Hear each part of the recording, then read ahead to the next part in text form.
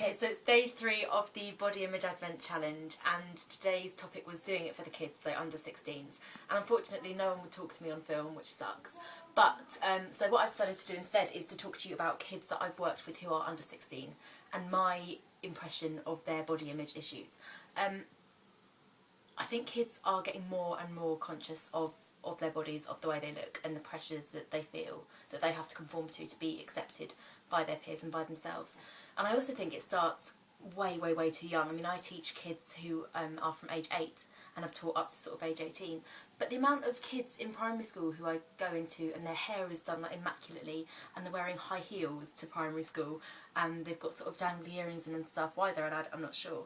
But they seem so much more aware of any sort of fashion or anything like that than I ever was at that age, and I don't think that's going to change, unfortunately, because of all the pressures and all the outside influences that are around them and surrounding them every single day. And I think kids will always want to, it's always a novelty for kids to do things that are older than they are. So for example, like kids even playing mums and dads, they want to be older, they want to have the toy phones, they want to have this, that and the other. But the problem is, it's having a real effect on their self-esteem, I think, now, because they too are feeling the pressure and feeling that they have to conform to such a narrow spectrum of beauty.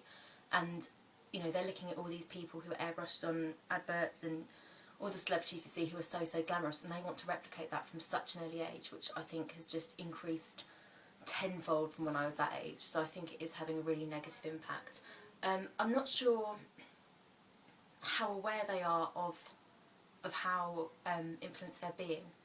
I think kids are very good at absorbing things but not necessarily understanding why they're absorbing it or where it's coming from, which I think is a real worry, because if they don't understand the pressures and the way that things are influencing them, then they've kind of got no concept of the fact that a lot of it is such lies, in effect, with, you know, when you look at airbrushing and things, they're not aware of how manipulative the media can be.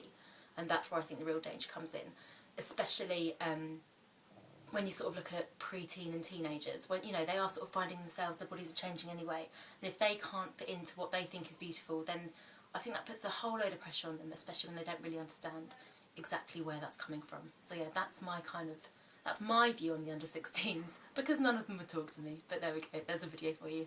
Okay, bye.